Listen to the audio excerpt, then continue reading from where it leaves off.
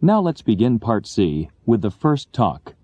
Questions 39 to 42. Listen to the following lecture. How many of you were at the football game Saturday night? Did you notice the blimp circling the stadium? Today's blimps are much smaller descendants of the giant airships, sometimes called zeppelins, that were used in the early 20th century. Like those zeppelins, blimps are lighter than air aircraft. But blimps differ from zeppelins in a number of ways. First, as I said, they are quite a bit smaller. The old airships were as long as football fields. And unlike zeppelins, blimps do not contain an internal metal frame. That's why blimps are sometimes called non-rigid airships. And blimps are a lot safer than the old zeppelins. That's because they use non-flammable helium in place of hydrogen to provide lift. As you may know, the age of the airship ended when the famous German airship Hindenburg exploded disastrously at Lakehurst, New Jersey in 1937. I say that airship travel ended then, but some engineers believe that large, rigid airships will fly again. These airships of the future could be equipped with jet engines and filled with helium. Although they wouldn't be as fast as modern airplanes, they would be much more fuel efficient. Number 39. What is the main topic of this talk?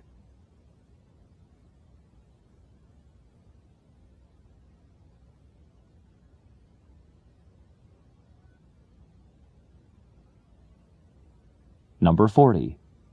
Which of the following aircraft is classified as non-rigid?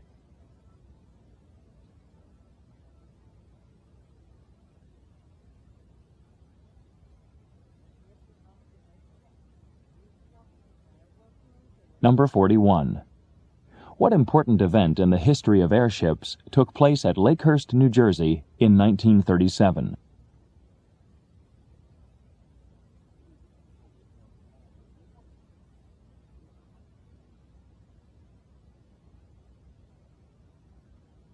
Number 42. According to the talk, what advantage would the airships of the future have over jet airplanes?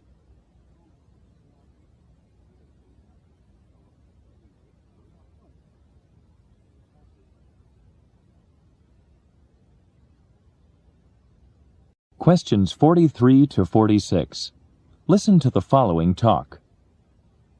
Twice a year, all the clocks in the United States are changed by 1 hour.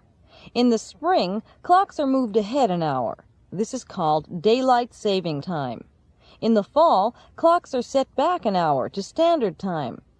People remember how to change their clocks by remembering this saying, spring forward, fall back. It seems Benjamin Franklin was the first person to propose the idea of daylight saving time, back in the 1790s. At the time, people thought he was joking. They couldn't believe he was serious. Many years later, during World War I, people realized what an innovative idea he'd had. In the spring and summer, the sun rises earlier.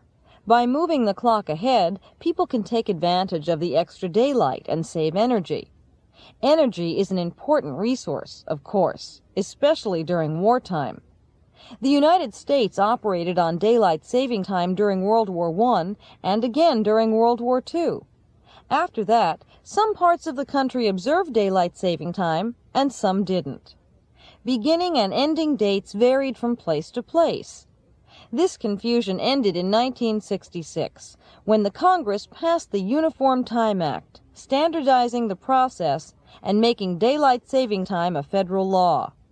Since then, some lawmakers have proposed that the United States go to year-round daylight saving time. Number 43. What is the main topic of this talk?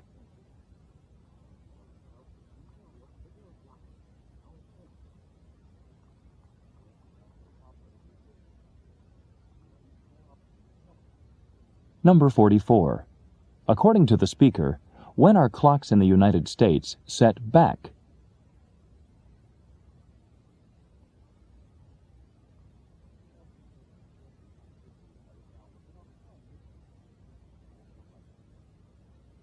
Number 45.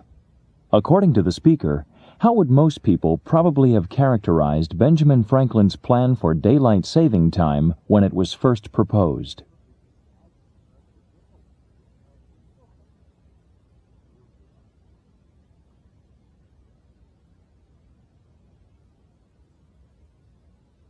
Number 46.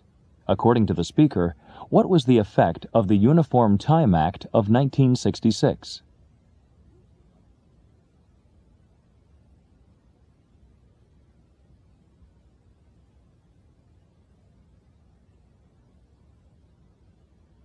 Questions 47 to 50. Listen to the following radio announcement. This week, the city will begin a new program of curbside recycling. If you take your recyclable materials out to the street, the city will haul them away in trucks to be recycled. At present, you can recycle newspapers, aluminum cans, and glass containers. The trucks will not pick up plastic bottles. However, if you want to recycle plastic bottles, you can take them to the city recycling center on Pine Street. If you live in the north or west side of town, trucks will pick up your recyclables on Monday. If you live in the east or south part of town, your recyclables will be picked up on Wednesday. If you live in the central section of town, your pickup day is Friday. For more details, see the map in today's newspaper. And remember, when it comes to newspaper, aluminum, and glass, don't throw it away. Recycle it. Number 47. What is the main topic of this talk?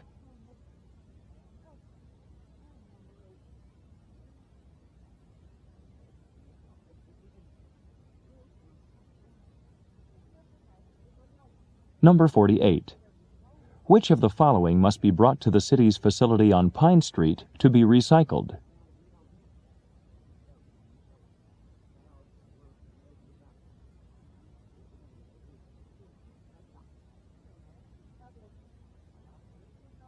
Number 49. In which part of town are recyclables picked up on Friday?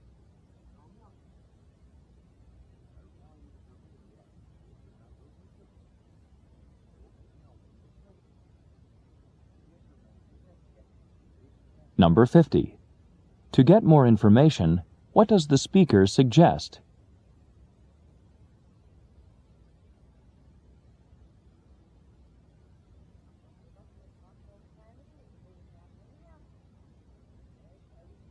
This is the end of Section 1, Listening Comprehension. Stop work on Section 1.